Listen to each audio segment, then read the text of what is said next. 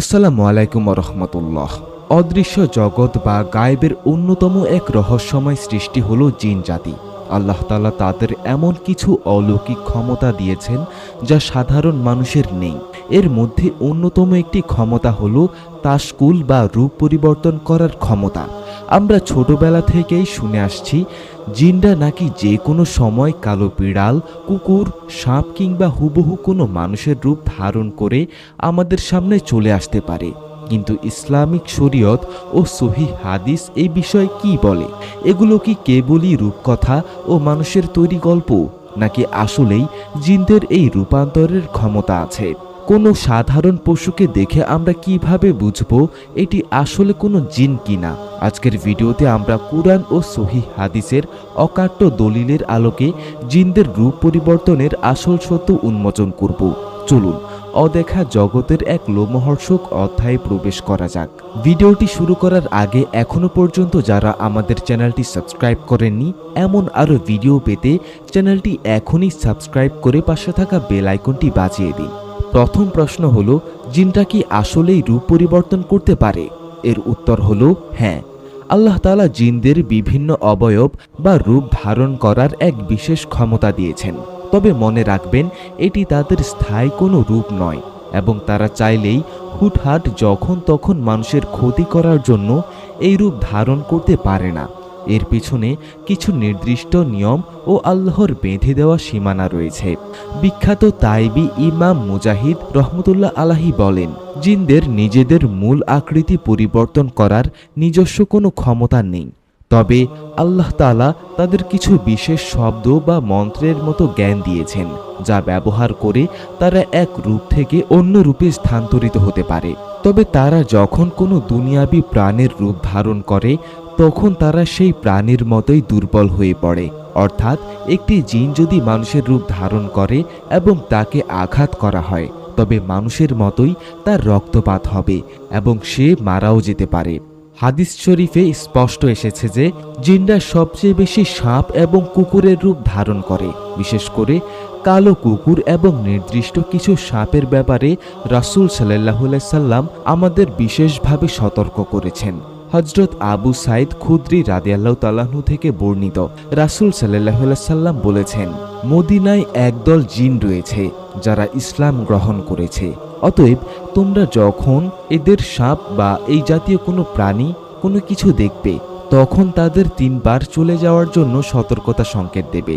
এরপরও যদি সে আত্মপ্রকাশ করে, তবে তাকে হত্যা করবে, কারণ সে একটি শয়তান। সহিহ মুসলিম হাদিস নাম্বার 2236। এছাড়াও অন্য একটি হাদিসে রাসূল সাল্লাল্লাহু আলাইহি সাল্লাম বলেছেন, কালো কুকুর হলো শয়তান। সহিহ মুসলিম।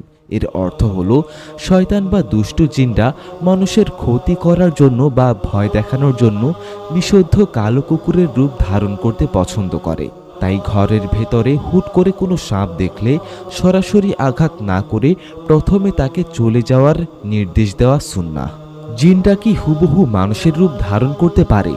এই প্রশ্নের সবচেয়ে বড় প্রমাণ লুকিয়ে আছে বুখারী শরীফের একটি বিখ্যাত হাদিসে। হযরত আবু হুরায়রা রাদিয়াল্লাহু তাআলা আনহুকে একবার রাসূল সাল্লাল্লাহু আলাইহি সাল্লাম রমজান মাসের যাকাতের খেজুর পাহারা দেওয়ার দায়িত্ব দিয়েছিলেন। গভীর রাতে এক ব্যক্তি এসে অঞ্জলি ভরে খেজুর চুরি করতে লাগলো। আবু হুরায়রা রাদিয়াল্লাহু তাআলা আনহু তাকে ধরে ফেললেন এবং বললেন, আমি তোমাকে আল্লাহর রাসূলের কাছে নিয়ে যাব। চোরটি তখন অত্যন্ত আকুতি মিনতি করে বলল, আমি খুব অভাবী, আমার ছোট ছোট সন্তান আছে, দয়া করে আমাকে ছেড়ে দিন। দয়া পরবেশ হয়ে আবু হুরায়রা রাদিয়াল্লাহু তাআলা আনহু তাকে ছেড়ে দিলেন। সকালে রাসূল সাল্লাল্লাহু আলাইহি সাল্লাম আবু হুরায়রাকে ডেকে নিজেই জিজ্ঞেস করলেন, গত রাতের তোমার বন্দির খবর কি? আবু হুরায়রা অবাক হয়ে পুরো ঘটনা খুলে বললেন। রাসূল সাল্লাল্লাহু আলাইহি সাল্লাম হাসলেন এবং বললেন, সে তোমাকে মিথ্যা বলেছে, সে আবার আসবে। পরের 2 রাতেও হুবহু একই ঘটনা ঘটল। তৃতীয় রাতে যখন আবু হুরায়রা তাকে আর কোনোভাবেই ছাড়বেন না, তখন সেই চোরটি মানুষের রূপে দাঁড়িয়ে বলল, আমাকে ছেড়ে দিন, আমি আপনাকে এমন কিছু বাক্য শিখিয়ে দেব যার মাধ্যমে আল্লাহ আপনার উপকার করবেন। আপনি যখন রাতে ঘুমাতে যাবেন তখন আয়াতুল কুরসি পাঠ করবেন, তাহলে আল্লাহর পক্ষ থেকে একজন পাহারাদার নিযুক্ত হবে এবং সকাল পর্যন্ত কোনো শয়তান আপনার কাছে আসতে পারবে না। সকালে রাসূল সাল্লাল্লাহু আলাইহি সাল্লামকে এই কথা জানালে তিনি বললেন, সে নিজের চরম মিথ্যাবাদী হলেও এই কথাটি তোমাকে সত্য বলেছে। আবু হুরায়রা, তুমি কি জানো 3 রাত ধরে তুমি কার সাথে কথা বলেছ? সে ছিল স্বয়ং একটি শয়তান জিন। সহিহ বুখারী। এই ঘটনাটি প্রমাণ করে যে জিনরা মানুষের রূপ ধারণ করে মানুষের সাথে কথাও বলতে পারে। ইসলামের ইতিহাসে সবচেয়ে বড় রূপান্তরের ঘটনা ঘটেছিল বদরের যুদ্ধের সময়। কাফের কুরাইশরা যখন মুসলমানদের আক্রমণ করার জন্য মক্কা থেকে রওনা হচ্ছিল, তখন ইবলিস শয়তান বনু কিনানা গোত্রের নেতা সুরাকা ইবনে মালিক এর রূপ ধারণ করে কাফেরদের সামনে এসে হাজির হয়। সে কাফেরদের অভয় দিয়ে বলেছিল, আজ মানুষের মধ্যে কেউ তোমাদের উপর বিজয় হতে পারবে না, আর আমি তো তোমাদের পাশেই আছি। কিন্তু যুদ্ধক্ষেত্রে যখন ফেরেশতাদের বাহিনী আকাশ থেকে নেমে আসতে শুরু করলো, তখন শয়তান তার আসল রূপ বুঝতে পেরে কাফেরদের হাত ছেড়ে দিয়ে পালাতে লাগলো। কাফেররা বলেছিল, সুরাকা, তুমি না বললে আমাদের সাথে থাকবে? তখন শয়তান মানুষের রূপেই চিৎকার করে বলেছিল, আমি তা দেখছি যা তোমরা দেখছো না, আমি আল্লাহকে ভয় পাচ্ছি। সূরা আনফাল আয়াত 48। প্রিয় দর্শক, জিনদের রূপান্তরের ক্ষমতা থাকলেও একজন মুমিনের ভয়ের কোনো কারণ নেই। তারা মানুষের রূপ ধারণ করলে সর্বশক্তিমান হয়ে যায় না, বরং তারা আরও বেশি দুর্বল ও সীমাবদ্ধ হয়ে পড়ে। আপনি যদি নিয়মিত সকাল সন্ধ্যা জিকির, আয়াতুল কুরসি এবং সূরা ফালাক ও সূরা নাস পাঠ করেন, তবে কোনো জিন বা শয়তান আপনার সামনে কোনো রূপ ধারণ করে আসার সাহসই পাবে না। জিনদের এই রূপান্তরের ইতিহাস ও হাদিসের তথ্যগুলো আপনার কেমন লেগেছে কমেন্টে আমাদের জানান। ভিডিওটি ভালো লাগলে লাইক দিন এবং বন্ধুদের সাথে শেয়ার করুন।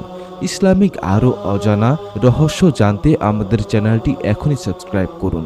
দেখা হবে পরবর্তী ভিডিওতে। সেই পর্যন্ত ভয়েস অফ রিডের সাথেই থাকুন। আল্লাহ হাফেজ।